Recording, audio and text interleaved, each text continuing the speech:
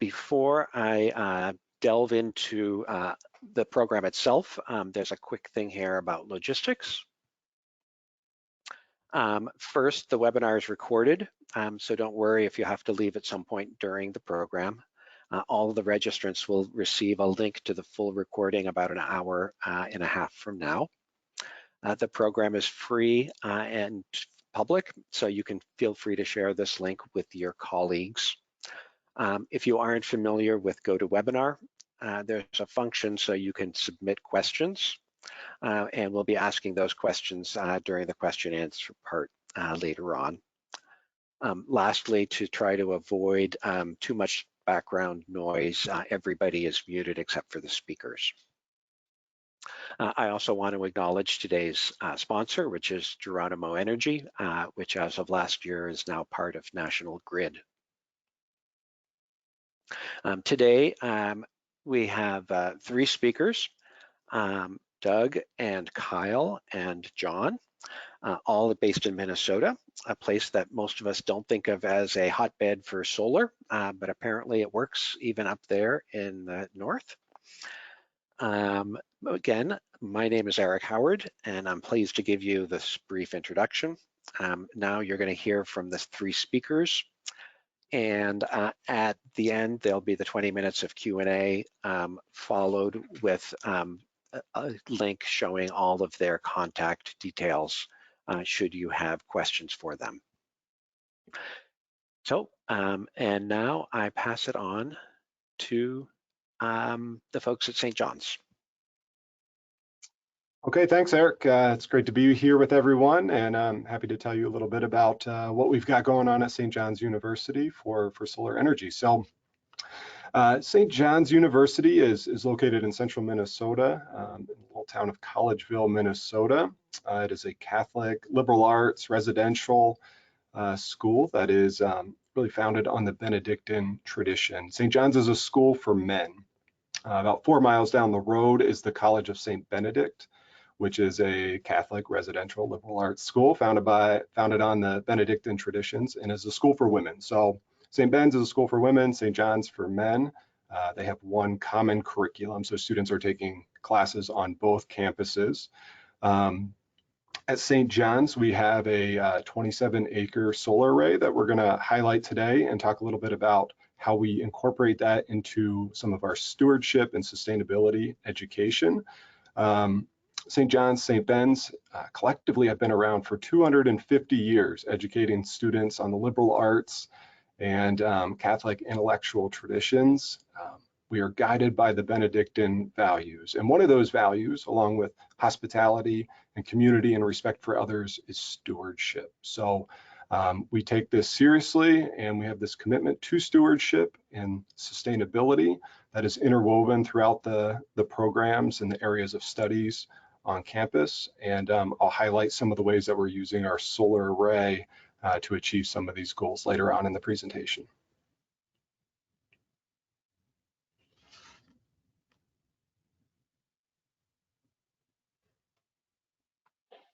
Perfect. Well, thanks, Kyle. Geronimo Energy, as a brief introduction, I'm Doug here at Geronimo Energy. Been with us for, I realized it was coming up on 6 years. So I started out in the community solar aspect, and now on the commercial team talking more about virtual power purchase agreements and other ways that customers can further their renewable goals. The first slide there, Eric, if you want to go back, I would be remiss if I didn't drive this point home. Geronimo Energy is completely founded on being farmer friendly and community driven. We are founded by a farmer in Southwest Minnesota. A lot of us have roots tied to the farming communities, and that background flows through our everyday work and is seen through the projects that we build, which I think aligns very well with a lot of the universities that we work with. So now we can move on here. As further background of Geronimo, like Eric said, we are now part of Renewable, or part of National Grid. We're their renewable arm, and National Grid, some of you may know, up being in the northeast of the United States as a power provider there, and they are also the largest in the UK. So we are financially backed by them. Really helps out with financing and moving our projects forward. Really excited to be a part of that conglomerate there. So we, as Geronimo Energy, have developed over 2,400 megawatts of wind and solar. And all of those are currently in operation or under construction. There's a few of those wrapping up. And in our pipeline, we have much more coming, which is exciting. We are really poised for growth, Geronimo. Speaking of, we have about 100 employees now, and that is looking to grow, depending on how the plans go, exponentially here over the next few years. Not kidding about that, which is very exciting. And we've got our pipeline. To give you a map would be great, but you can literally look at the continental United States, and our projects span from coast to coast and north to south. So we are all across the nation. Universities, we work with several here in Minnesota, ranging from 600 students to the large one over 50,000. You guys can take a gander at who we work with here, but great partners. We're working with small and large educational systems. Thanks, Eric. You can go to the next one. How are they contracting with us, and how do we see them contracting in the market? Like I mentioned with St. John's, I'm excited to get to their portion. We partnered with them on the community solar gardens. We'll get into that further, but here in Minnesota is a very robust community solar garden program. It is off-site. It is a subscription program, so there's no need to add to your staff. There's no need for a college or university to maintain. All of that relies on us as the operator. So that's one aspect that universities are able to push forward their sustainability goals. Some cons of community solar is here in Minnesota, Xcel Energy, the provider, receives the RECs, so the universities are not able to claim the RECs. It's only available in markets that have a community solar program. So it's not available in all markets yet, but I'm sure all of you are watching the legislation to see what's coming in your area. And typically it's only small volume. There are universities that are able to offset their entire load with community solar, and then there are some universities that would only offset a fraction of their load. So those are kind of some pros and cons with community solar. With virtual power purchase agreements, it's a newer term to some of you. Some of you have known of this for quite some time, but it's a power purchase agreement that doesn't necessarily have to be on your location or on your premise. It's a virtual engagement. It's all financial. Again, here there's no need for additional staffing or maintenance that relies on the owner of the projects. Small or large volumes are available typically when these large projects went available, or when we started to do them. It's a utility size project, so 50 would be on the small end, but 100, 200 megawatts, and some smaller entities were unable to participate or take the entire project. And what we've done, and what some partners have done, is done a very good job of aggregating. So getting multiple entities or multiple universities into one project. That way you're able to benefit from the scale of the project, but still be able to just take a small percentage of that project. So that's something to definitely keep an eye on. We are doing an incredible amount of work on those now. We've got partners that are part of Second Nature that specifically work with aggregating entities, so that's definitely an option that you want to take a look at. Here there's educational opportunity as well. Same with the community solar and on-site. You're able to tie it into your curriculum, but this is a great option. The cons are market risk factors. It is an energy hedge, It's based on energy prices at the time, so there is that flux and risk factor that you'll need to get board approval and go through that and educate them. Even if it's a good hedge, you'll still have to educate the folks that are buying into it. And we can help with that, or the third-party consultants can help with that. Lots of great information out there on what those hedges look like.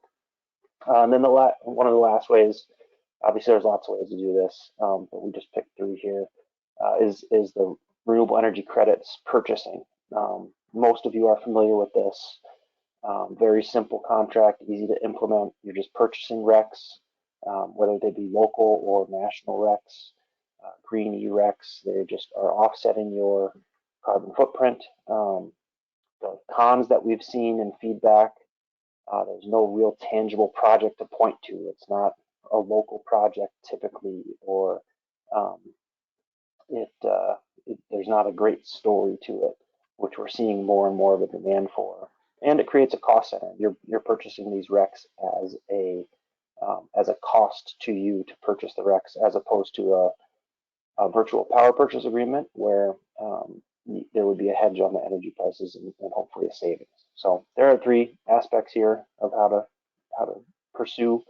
Many of you are along the road of one, if not more, of these yourselves. You can go, Eric. Thank you. Why what we're seeing as a developer? Why are we seeing renewables? You have to have your why, right? I was at a conference, and that was a huge takeaway for me. Is why are you here? Why are you even pursuing renewables? You have to have a reason. Otherwise, when you get to the finish line, there's not going to be a reason to finalize what you're pushing forward. We're seeing that education systems, whether they be universities and colleges, or whether it be high schools and school districts, they're looking for no capital investment. They're looking to keep it easy. They don't want to change their current electric provider, and they're still looking to pursue their sustainability goals. Big parts in the education area that we're looking at is the student image. And students, all of you can educate me more than I can say it, so I'm more regurgitating information I've heard from you all. I mean, you're having students decide which universities to go to based on their renewable goals and based on what they're pursuing and how much they're giving back to the environment and communities around them. They want green campuses, and they want universities that are going to be giving back to the communities. Another thing in Second Nature is a great example of this, is they want to be in a coalition of like-minded schools and universities and all be pursuing it together. Eric and I have said that raising tides raise all ships, and that's exactly what being a part of these communities is like, and that's a big thing that we're seeing push a lot of universities for. Candidly, I always like seeing when one university does something, another one halfway across the country is, ooh, did you hear that they did it? We want to do it also, and I love that, and it really just pushes us to be better for the communities around us. And then the last part, and one of my favorite parts about the universities, is they're looking to do these contracts and work these renewable systems in as a potential piece to add to their curriculum. That is something that we as a developer look into and partner with universities if that's something that they want to add to their curriculum. There are ways around that. Some developers are more guarded with that than others, and we just try to align it with what a university is doing. So definitely, if you're looking to pursue this, see how you can work that into your curriculum. I think we're on this one. This is really cool, and something that I have learned over the 6 years of being with Geronimo. These large-scale renewable projects, the small-scale renewable projects do great to the communities as well, but the large-scale are so fun to work with just because of how many new jobs, local tax revenue, income for the landowners, working with a lot of farmers in uncertain times, or when prices of corn or whatever their product is comes down. this is a great crop for them, a lease for projects, whether they be wind or solar, that they can go to the bank and get loans, and it is a residual over and over income for them. And then increased local and state spending. Not only do the construction crews come in, but then the maintenance and operation, and that is more spending in each and every community that's there. There have been countless stories of crews filling out the hotels in a surrounding area, and the restaurants, and being overbooked with workers in a small community. And granted, that's part in the construction phases when there's more folks, but obviously there's some that carries over with long-term folks that are there, whether it be safety or maintenance. And then one thing that we do that is unique to Geronimo is we include charitable funding to the host communities. We have cities and communities that we partner with on these large projects to start a fund. It's a 501(c) fund and thing that the communities can decide where the money goes as part of the profits gets put into this. And it can be a new park, or it can be in addition to a library, or something that would benefit the surrounding community and not has nothing to do with our organization or anything like that. We just put the funds into the coffer, if you will, and then the host communities are able to decide what to do with that amount of capital. So that's unique to Geronimo. I think a few other developers might be doing it now, but that is something that we include on every single project, which is really fun to do. So with that, I think the next slide is St. John's projects. Yeah, so I'll just kind of high level. I was not a part of physically building these. Kyle and John are going to share more about this and how it ties into the university, but there's actually 3 projects up on their area that we were somehow a part of. One is a 400 kilowatt DC tracker. One's at 181 kilowatt DC tracker, or fixed. Those 2 are fixed, and then the 4 megawatt one is also fixed.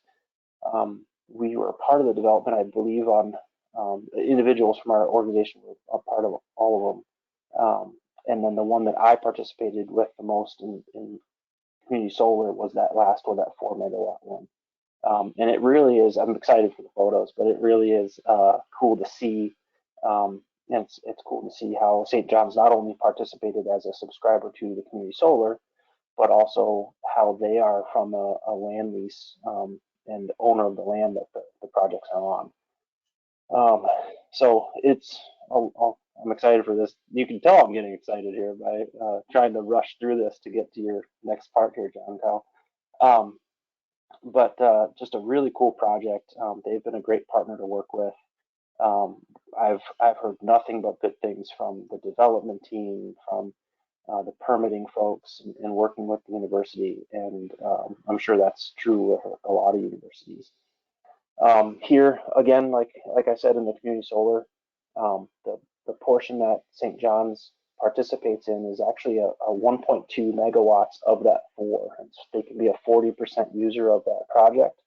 Again, Xcel Energy keeps those RECs, but they are receiving credits from Xcel, and it works to an incredible amount of savings actually per year from the subscription. Just a really cool opportunity here through community solar to partner with St. John's. So with that, I want to turn it over before I get the chat to stop droning on here. But yeah, thanks for sharing with us here, St. John's. Great, thanks, Doug. So I'm John Geissler. I'm the Abbey land manager at St. John's. We have about 3,000 acres. You can see by this aerial photo, kind of in the center there is the main part of campus. And we're really lucky. We're nestled at this kind of neat convergence of prairie, the big woods of the east, and the conifers of the north. So we're really proud of the land we have, and really have a long-term view on how we care for it. So you can kind of see the solar array in the as I'm looking at the screen on the upper left. And next we can zoom in here a little bit more so you can see kind of the different phases here. So that this inner 4 acres right in the center, that was our tracking system. And believe it or not, that small 4-acre array was the largest in Minnesota at the time it was installed.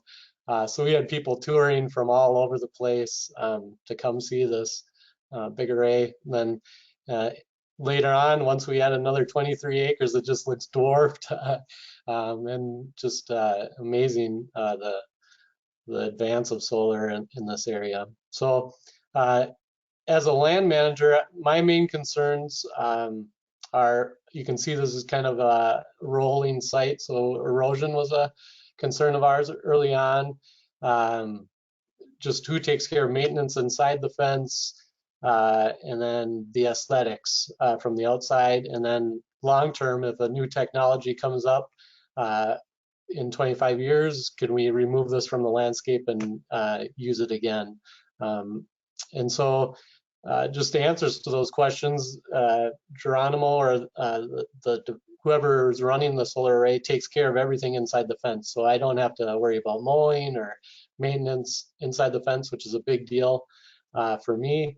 Erosion, we had a couple washouts early on as things were getting established, and they did a wonderful job repairing those and making sure that was stabilized.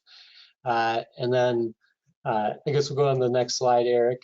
One of my biggest concerns was aesthetics from the outside for our neighbors. We're part of the Avon Hills complex, which is a big natural area, and people live here because they love the scenery and the rolling hills. And so a big concern for us was screening for our neighbors to the north. And we put in a wild orchard, which kind of serves multiple purposes. We can go to the next slide. This has fruiting choke cherries, hazelnuts, Juneberries, all things that the Abbey and university community can harvest in 10 years or so and use for jams or jellies or whatever, or just the wildlife habitat. So these are all native trees and shrubs. We got the community involved. We had local, about 100 volunteers come out from Rotary and other areas, just neighbors, and help come out and plant. So it's a great event. All right, next.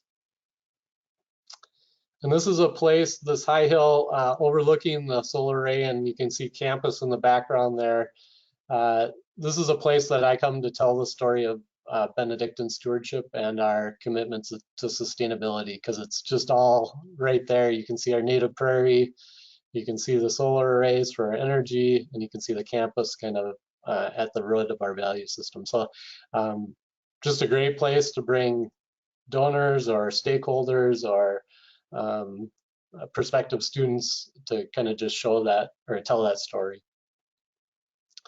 All right, next. So now I'm going to turn it over to Kyle. He's going to talk about what we do as far as integrating this into our curriculum. Great, thanks, John. So yeah, my role here at St. John's University is as an environmental educator, an outdoor educator, and I coordinate a number of our programs as they apply to different audiences. So we've been using the solar array really from day one when it was installed, and it was before I had started here at St. John's. But as John mentioned, when that first installation went in 2009 and went online in 2010, it was through a utility grant. And it was really a feasibility to see if solar energy was feasible and practical for chilly, cold Minnesota, high northern latitude. So it was one to see if, one, it was feasible, but two, it was a means of educating the public about solar energy and the feasibility of solar energy in Minnesota. That project really exemplified that wonderfully, and St. John's was part of the educational outreach with that. We continue that today as we've added some more installations, and it's really made for some really great educational material and tours up there. As far as our education curriculum goes, we really break it down by the audience or the learning groups. So we have our K-12 that are coming out on environmental education field trips. We have the college courses, and some of the focus ones here are, we have an energy and society course that is coming out each semester that course is held, and learning about the solar array from the environmental studies department. We're also working with the global business department and their sustainable business course there. And then we're also working with the local community and tech college to bring out their master electricians program each year. So different student groups all learning about the solar array, learning a little different things here and there based on what the focus of those courses are. You can imagine energy and society looking at comparing and contrasting solar and renewable energies with more conventional energy sources. Sustainable business getting more into the economics of solar energy. And then the electricians program looking more at what are the electrical engineering side of this solar array. And at the same time, providing those big picture sustainability. So they have their focus, each of these groups, but they're still all getting this big picture, renewable energy, land use, future flexibility of this land, really trying to meet all those different goals for these different student groups coming out. Lastly, we're catering to local community groups. As John said, when that first installation went in, we were hosting a lot of local township boards, the Minnesota Public Utility Commission, coming out and wanting to see this site firsthand, see what are the pros, what are the cons of it. So we really became this important community source when solar energy in Minnesota was really in its infancy, just less than 10 years ago. And hosting a lot of these groups, and as we look across the state now in solar development, it's just skyrocketed these last few years. And I like to think that some of the education we provided helped with some of those decision making back in the day when we were hosting some of these different groups. Eric, if you want to go to the next slide, looking a little more at the goals of our solar energy curriculum. When it comes to bringing youth out, bringing kids out, it's the basics of photovoltaics. How does it work? Talking about Nikola Tesla and talking about NASA and how they employed photovoltaics early on.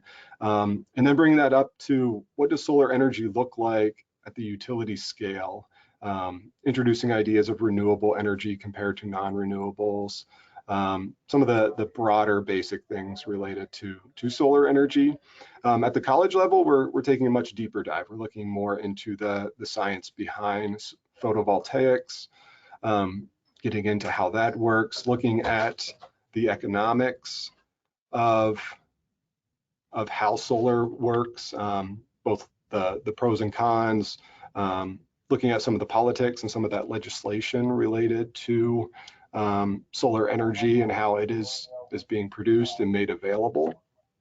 And then lastly, again, the community looking more at land use and the effects of that land use, the impacts of solar energy on neighbors, and trying to really provide our curriculum in a way that different learning groups can take different pieces from it.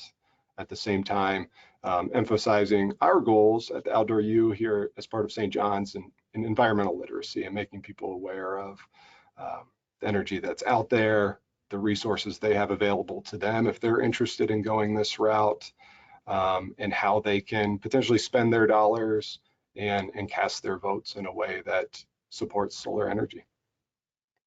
You can jump to the next slide, Eric. And then some of the different methods we're using here. So what's really cool about our site and unique about our site, I think, is that we have these 3 different installations. So we're able to compare and contrast that initial installation that is a single axis tracking panel. So you can see just off to the right in that top photo. We can compare that with another polycrystalline fixed solar array. So we have those comparisons, and then we have our most recent installation, the community solar garden in the background there, which allows us to compare some of the thin film technology of those fixed panels with the polycrystalline fixed panels. So all this allows us to compare efficiencies, when are they producing at their optimal levels throughout the year, cost breakdowns of these timelines in terms of installation, and it really allows for some really robust case studies looking at our different installations here. Looking back at the different audiences here with young audience members, it's more about active learning and being there firsthand to experience the solar array. And I joke that step into the solar array and we're going to be stepping into the future, right? And I like to start that way just to get their attention. But as we go through things and discuss them and learn about it, we realize that solar energy isn't the future. This is happening now, and this is a feasible energy source for us, and this is how it's working here at St. John's and the surrounding communities. And many of our audience members are seeing these different solar installations going up throughout our area, which is really neat to see how it started here at St. John's and is really spreading throughout Minnesota. Again, with the youth, it's thinking more full cycle thinking, systems thinking, the externalities that go along with different energy usages.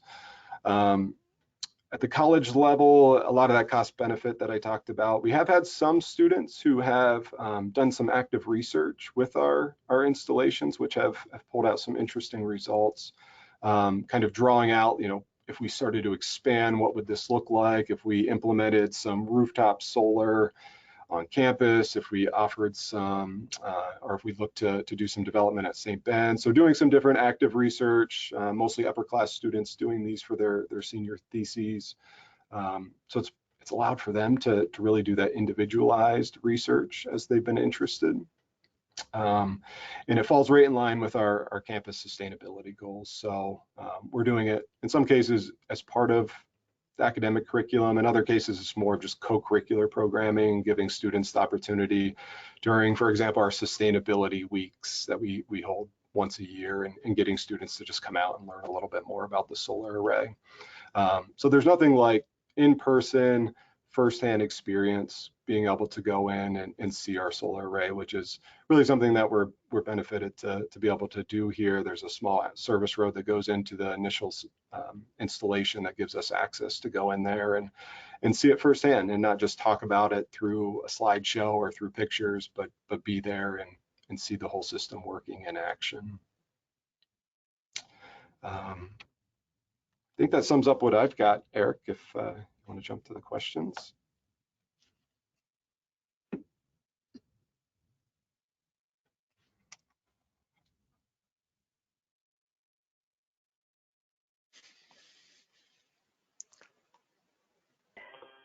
The first question that we have, are there any programs or requirements to utilize native or prairie plants under or around the solar field? Illinois has an option to do this as a way to limit use of herbicides. Yeah, so at least speaking from St. John's and my understanding statewide, Minnesota, and Doug, you should add into this, that there is a requirement of having native vegetation put down, native or at least pollinator friendly. So here at St. John's, we're planting to one, fit with the native ecosystem, two, we're making sure we're controlling erosion, and three, we are trying to be pollinator friendly with our plantings. John or Doug, do you want to add to that? I can echo that, and John may be able to as well, but the pollinator friendly mix, we did 100 megawatts for Excel, and that was a distributed generation project, which was kind of broken up into 10 megawatt chunks. That was mandated to be pollinator friendly and mixed with native. I don't know if it all had to be native. And then when we developed our community solar portfolios, we continued with that. I don't know if it was a requirement for community solar, but I know that we continued with the pollinator friendly seed mix that we had to continue on with that, to not only limit maintenance, but also the benefits for the environment and the community that comes with that. We tried to do that just felt like the right thing to do. And I know a lot of developers are doing that as well. I don't know if it's a requirement though for the new community solar projects. And I'll just chime in. We did most of ours native species. We did do a corner in like clovers or some non-natives just to compare pollinator use. So that's a study that's going on, and then also how that impacts the soil. We've had some environmental studies, people taking data on that. So don't have the results yet, but that's a part of our study. Our next question is, how far away from the main part of campus is this project, and do you include it on admissions tours?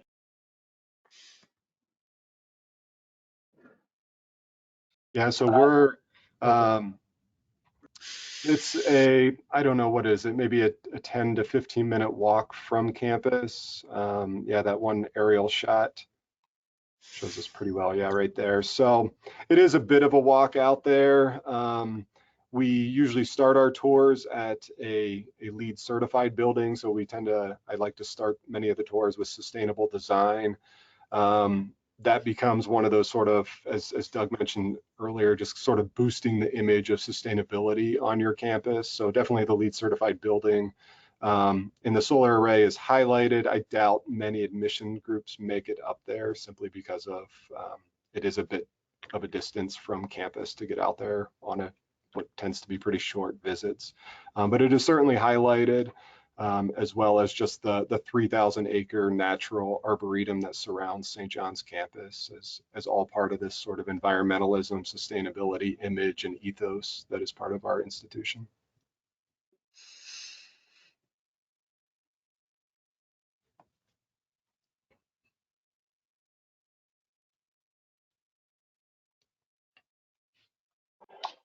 I have a question out of curiosity. Did you guys look into? I actually don't know this answer. This is not a softball question, but did you look into on-site, meaning like a rooftop as well? I know a lot of this is obviously ground mount.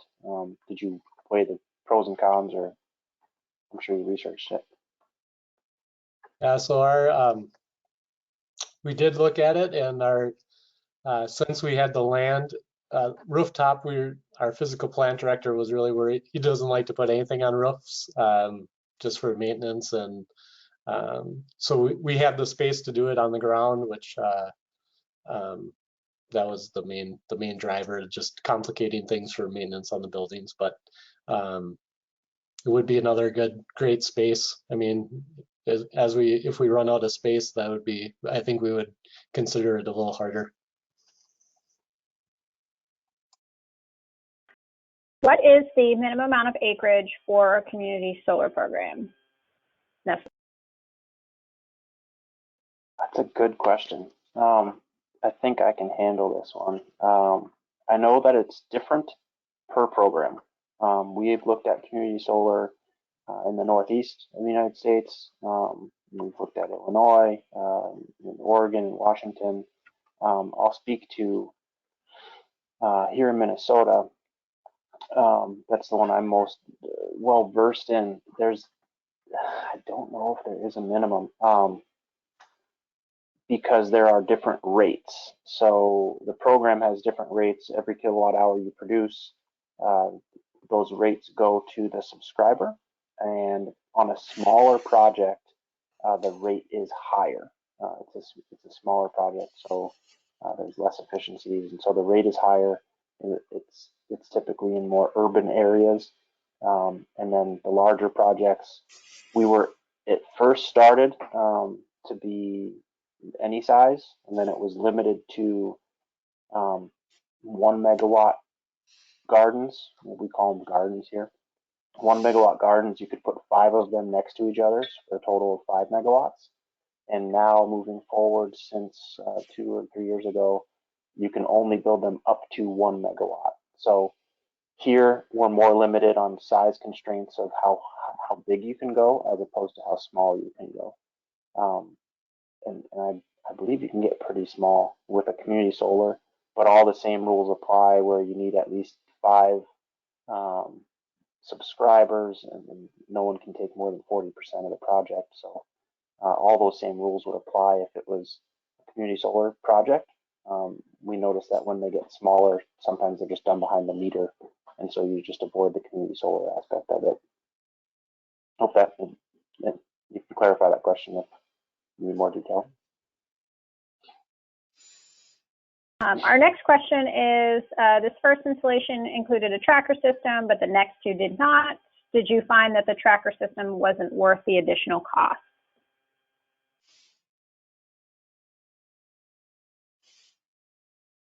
Who wants to crack at that one?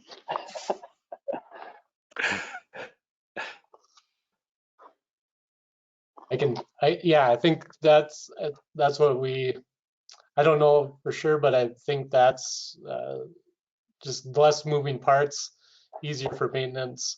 The efficiency of the panels makes up for, the cost of tracking. So that's my take on it. I don't know if Doug, you want to add to that? Well, I can share. I'm more on the commercial side or the off-taker side of our projects, and but I sit in on all the development meetings, and so we didn't do tracker for this portfolio that is on your property, but I know that there was a lot of research done in the spacing between rows, and so they played with the spacing quite a bit to ensure that we were getting the maximum output. The portfolio we did afterwards, so that was part of a 100 megawatt portfolio, and we did a 50 megawatt portfolio, all community solar here. After that we used all tracker systems. So that one, obviously, we spaced out quite a bit further because we were able to capture more sunlight through the tracking as opposed to the spacing. And I think, to be candid, it really depends on what technology is available and what technology at what price point. So in developing these projects, a lot goes into the returns and what's the best way to get the best returns. Is it through row spacing and a fixed tilt versus further row spacing, added hardware, added maintenance through operation with a tracker. So I think it just depends on every single project, because we are still doing both, just depending on what the layout is.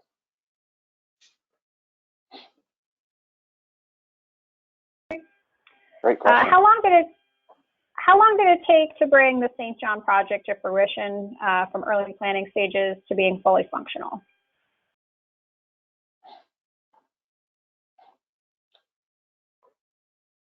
Which one?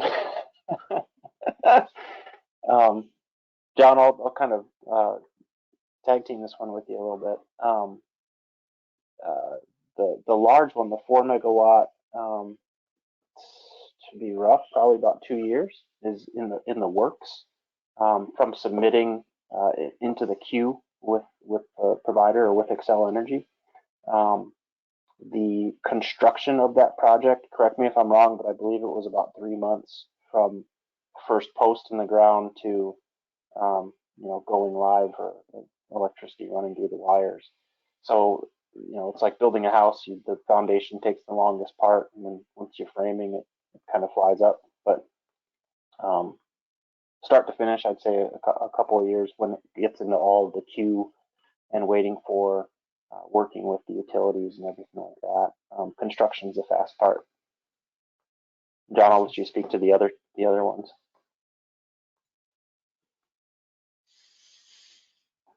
Yeah, that predates me, but I think it would probably be a similar timeline on the other two. The first one, well, the second one was a pretty small installation, but I imagine there was, the Benedictines think on a longer time scale, so I imagine there was debate for quite a while on the first one before they decided to go for it. Yeah, we find from a generalist answering this question, a lot of the timeline is wrapped up into the interconnection and the queue, working with the utilities. Another big timeline piece of it is the permitting and working with the local authorities and going to the town hall meetings, and working through the political parts and getting approval from the boards there in the community as well.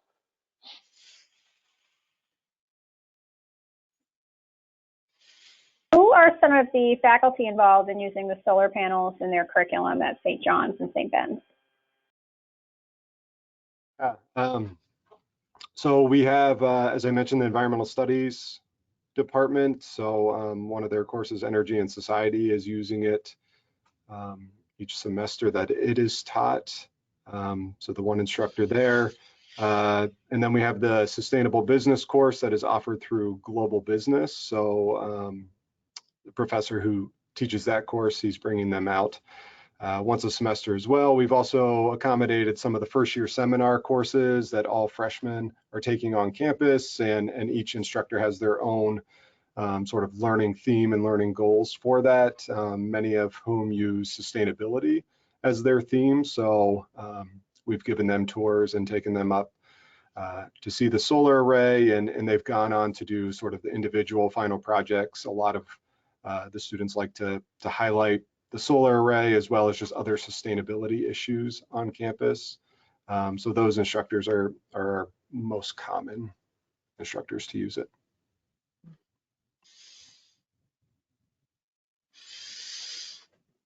Were marginal lands that were not great for farming or other uses targeted in these projects? And should institutions consider a land swap for projects like this?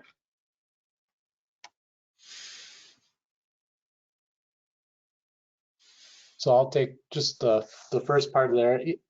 Yeah, this is not great agricultural land. It was planted in corn, but it was not irrigated, and so we really it was a good site for the program. We really liked the fact that we could remove it without a huge scar on the land if a better technology becomes available in 25 years or whenever the contract is up. So that was a big piece for us. It's just basically pulling posts, and the land is actually becoming more fertile with that prairie planted on top now as it sits there. I can speak from a developer standpoint. We look to use non-agricultural land first. We have developed in several rock quarries or landfill sites, looked into those. We try to do that first. A lot of our parameters have to do with what land is available, as well as how close it is to a substation for interconnection costs. And we do have a lot of agricultural land here in Minnesota. So many of our projects and many of the solar projects are on agricultural land, but we do look for the non-agricultural first, less impact.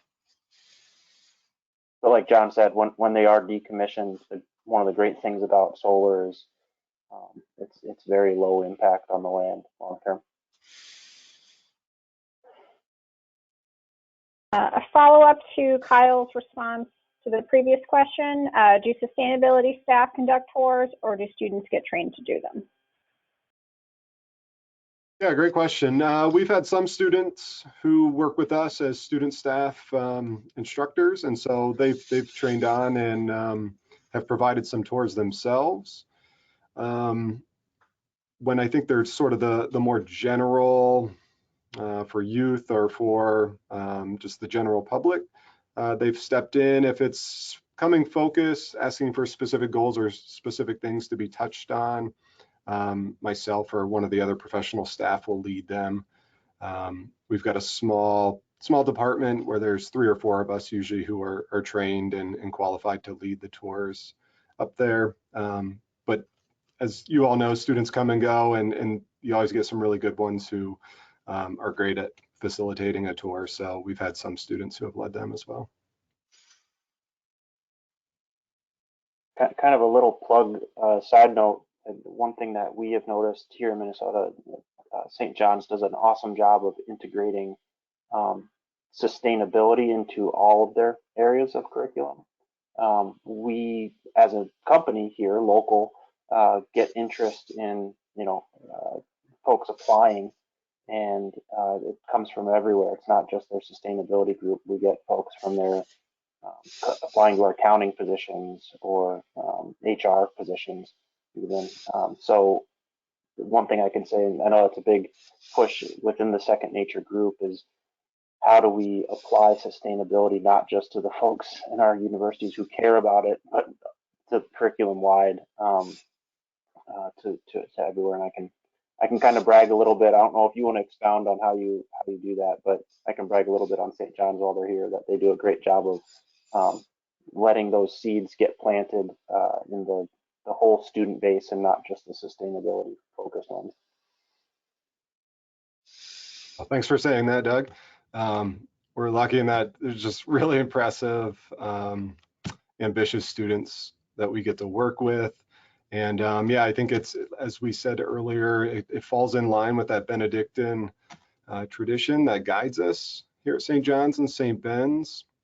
And just as we see it important for writing and communication and research skills, environmental literacy has to be part of that suite of educational experiences and knowledge that all students should be gaining one way or another. And so it's just part of, whether you're a global business major or a philosophy major or environmental studies major, sustainability, environmental literacy is still part of the curriculum in one way or another. I have a follow-up question here. This was a community solar project, and more than half of it is being taken by other businesses and users who may not have that Benedictine background. How did you figure out who would be the other buyers, and how did you get them excited about a solar project? Looks like I'll have to answer that one. What we did here, the program in Minnesota, you have to be a local entity to participate in a local garden. So you had to be in the same county or an adjacent county. And so the businesses and the folks that participated in the remainder of that garden are local. They're in the same county or an adjacent. Several of them are other public entities, meaning like cities, counties, other folks like that. And our approach, we did not do a door-to-door residential approach. We did a more larger scale. Our approach to residential was through public housing. So we worked with St. Cloud in their HRA up there. St. Cloud is just a skip away from where the university is located. And we work with several public entities up there. And the businesses were looking to participate in solar. Here in Minnesota, the program is a discount to the subscriber. So it's a savings, annual savings year after year as that garden produces. It's a savings from the production. And it was worked out to about a 10% savings, a little bit more actually with rates going up, but 10% savings on their bill. So the customers that were interested were looking to support a local garden, support local development of solar assets, and as well as looking benefit to them as they were able to save money on their electric bills. Which everyone, of course, loves, because saving money on your electric bill frees up money for other uses on the campus. Correct. In fact, in working with other educational systems, the savings was viewed as how many more teachers can we afford, or partial paychecks. What can we? How did that go in? So interesting note on the education aspect. It was always teacher headcount, professor headcount. Great, thank you so much. I'm aware that we've gotten back to the top of the hour. And so I would like to thank all of our participants today for spending some time with us to learn about solar in Minnesota and how it might apply to your own campus, whether you're in the center of the country or in other parts of the country. The link on the bottom of your screen, secondnature.org/webinars, sends you to the archive of prior webinars that we have done. So please feel free to look at some of the other ones that we have done. Today's webinar will be posted there tomorrow or on Monday. I'll also remind you that we've got many experts who gather every year at our Higher Ed Climate Leadership Summit.